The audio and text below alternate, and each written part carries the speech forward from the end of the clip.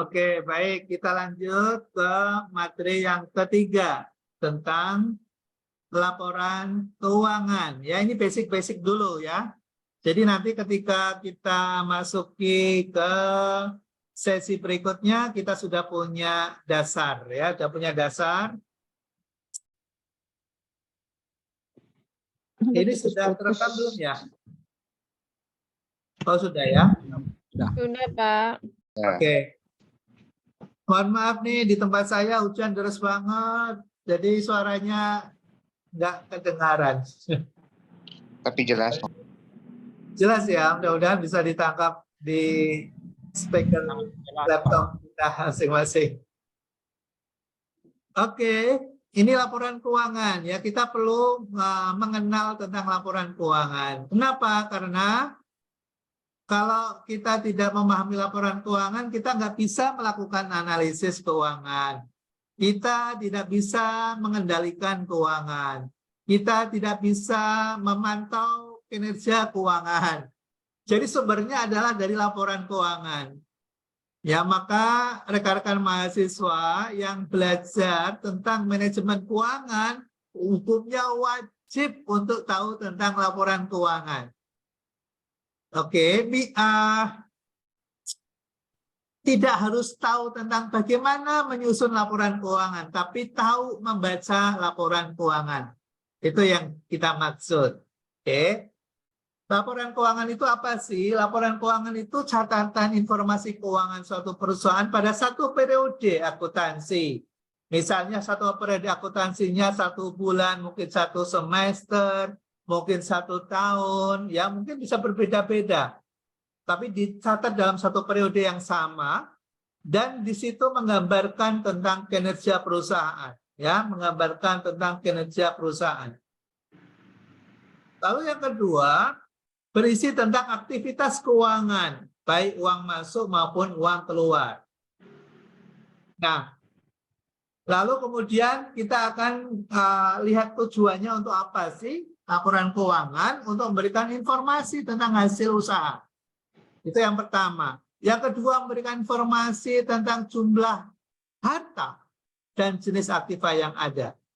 Yang ketiga, memberikan informasi tentang kewajiban, jenis kewajiban. Jadi kalau kita nanti lihat di neraca ada kewajiban, kita nanti jadi tahu kewajibannya apa saja, di hutangnya apa saja sih. Di neraca nanti kita bisa lihat. Lalu yang keempat, memberikan informasi tentang jumlah biaya yang dikeluarkan. Atau sebaliknya, mendapatkan informasi tentang pendapatan-pendapatan yang diperoleh. Lalu yang kelima, memberikan informasi tentang terjadinya perubahan-perubahan, baik dari sisi asetnya, kewajibannya, maupun modalnya.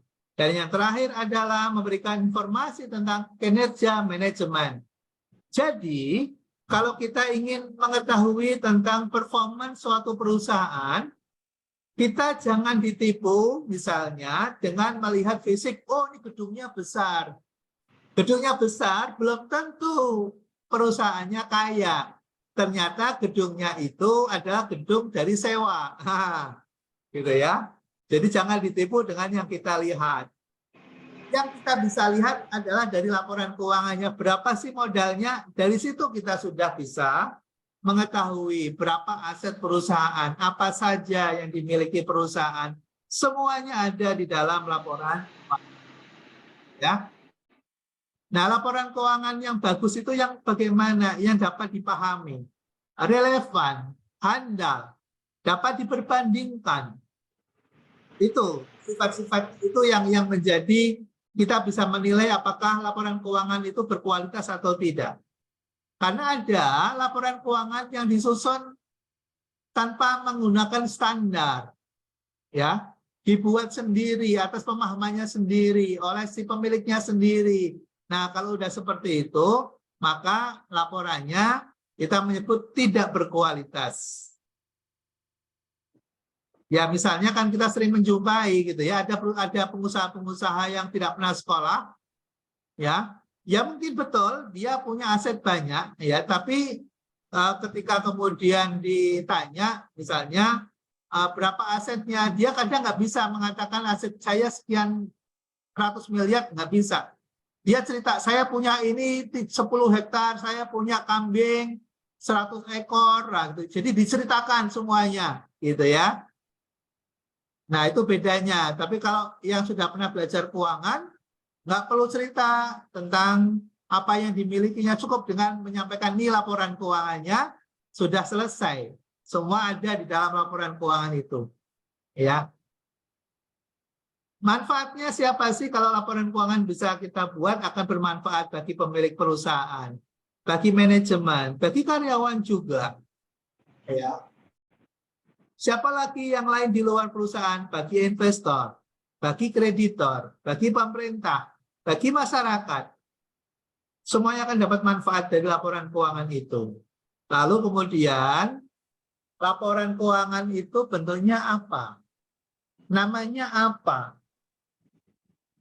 Oke, saya kenalkan nih, saya kenalkan yang sudah kenal menjadi penyegar gitu ya. Yang belum pernah kenal, sekarang kita kenal. Laporan keuangan ada yang namanya neraca, balance sheet, balance sheet. Ada yang namanya laba rugi, income statement. Ada yang namanya perubahan modal. Ada yang namanya arus kas atau cash flow. Ya, ada 4 jenis laporan keuangan. Ini contoh neraca. Ini contoh neraca. Saudara sekalian, neraca ini menggambarkan posisi keuangan perusahaan pada periode tertentu.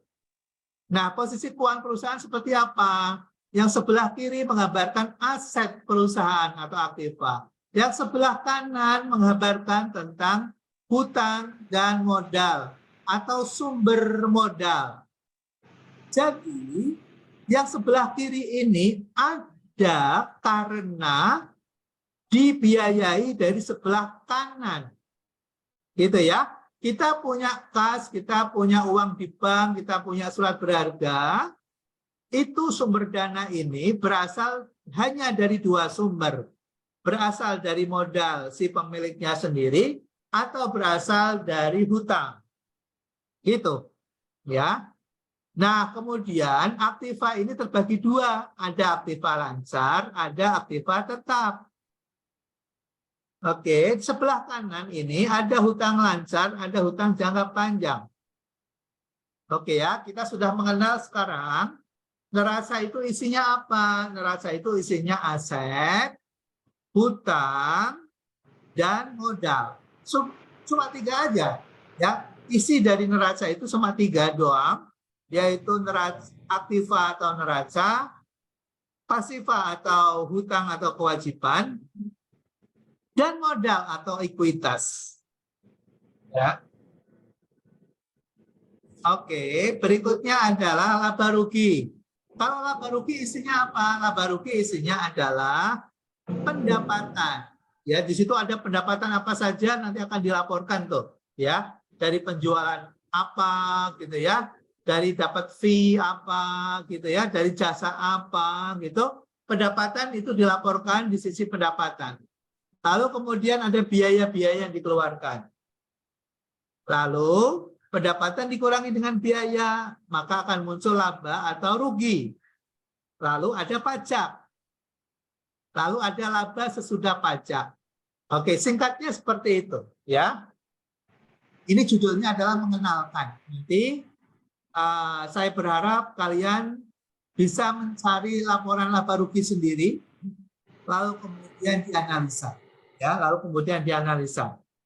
Kita kalau hanya mendengarkan, apalagi mungkin sambil ngantuk-ngantuk gitu, ya mungkin tidak akan bisa. Ya mungkin bisa juga sih mengena, tapi sedikit gitu. Kecuali yang serius, ya kecuali yang serius gitu. Apa sih laba rugi di dalamnya? Oh, ada pendapatan. Mungkin masih ingat tuh. Ada biaya-biaya, kemudian ada laba, ada pajak, dan ada laba sesudah pajak. Ya, gambarannya seperti itu. Oke ya. Kemudian kalau di lembaga keuangan, mungkin agak sedikit berbeda. Kalau di lembaga keuangan, itu aset-asetnya berupa aset keuangan. Gitu ya. Jadi kalau di lembaga keuangan, asetnya berupa aset-aset keuangan. Bedanya di situ aja sih, ya. Kalau yang lembaga dalam bentuk sektor usaha real atau perdagangan beda lagi. Tapi komponen-komponennya tetap sama, Ya, kalau neraca itu ada aset, ada hutang dan modal atau ekuitas. Kalau laba rugi ada pendapatan, ada beban, ada laba. Oke ya.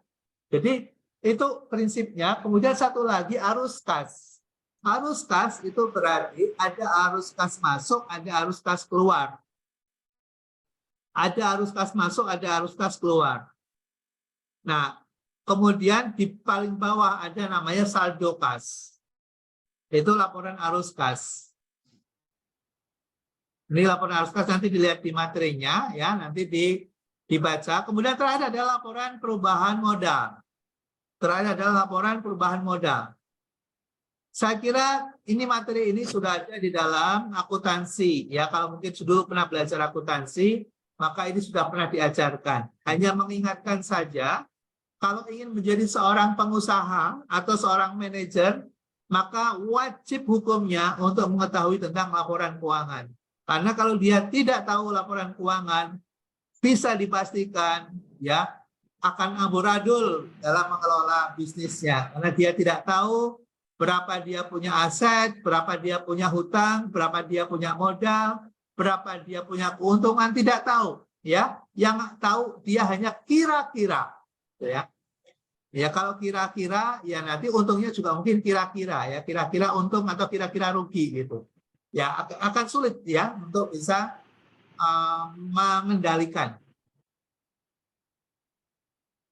Nah, kesalahan-kesalahan yang sering terjadi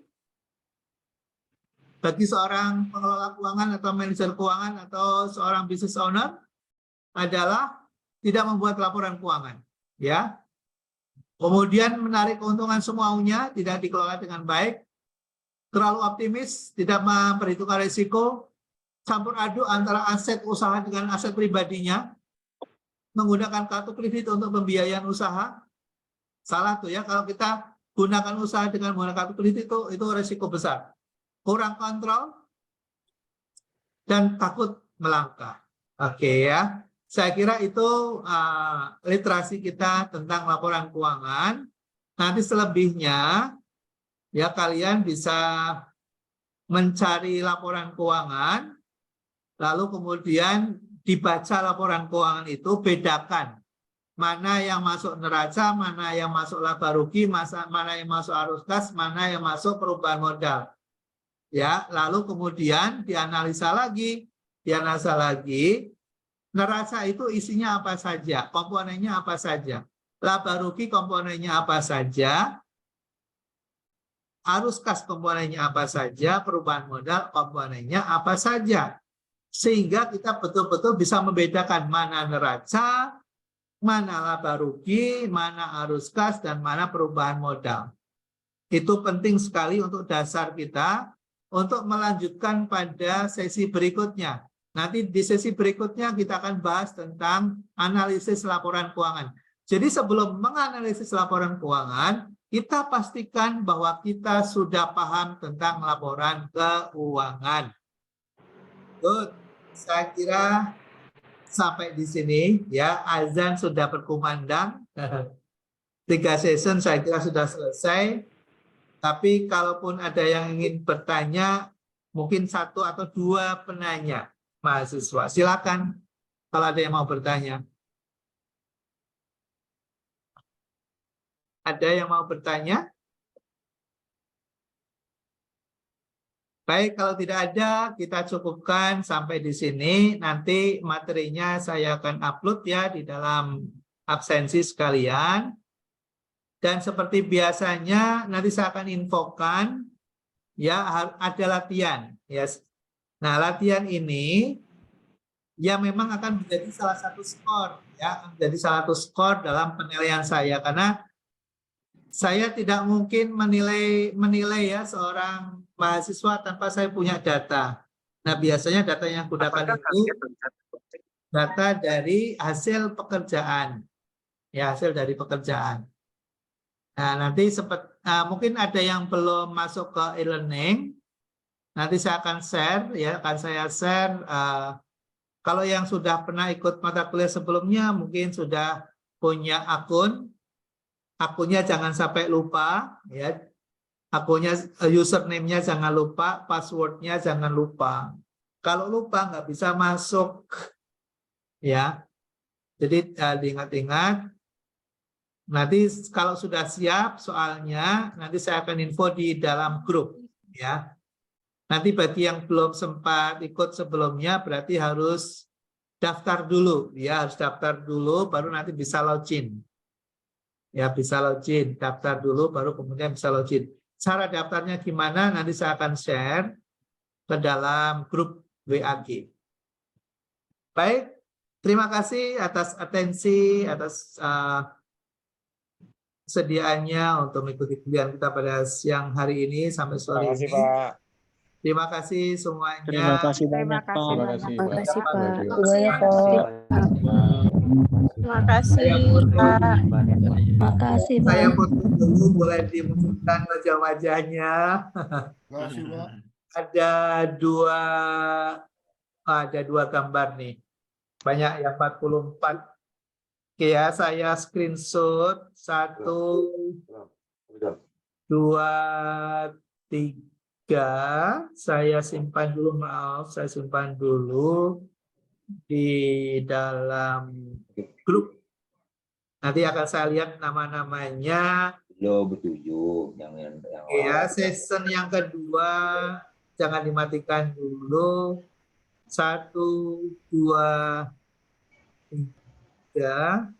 Saya simpan dulu. Saya simpan dulu biar tidak hilang. Oke. Baik, sudah cukup. Terima kasih semuanya. Assalamualaikum warahmatullahi wabarakatuh. Waalaikumsalam Terima kasih, Bapak. Oke, semuanya. Selamat berpuasa menjelang berbuka. Selamat berbuka bagi Indonesia bagian timur. Terima kasih. Terima kasih, Pak. Terima kasih, Bapak. Untuk materi kuliahnya nanti bisa di-share juga, Pak. Ya, nanti kita share di. Terima kasih.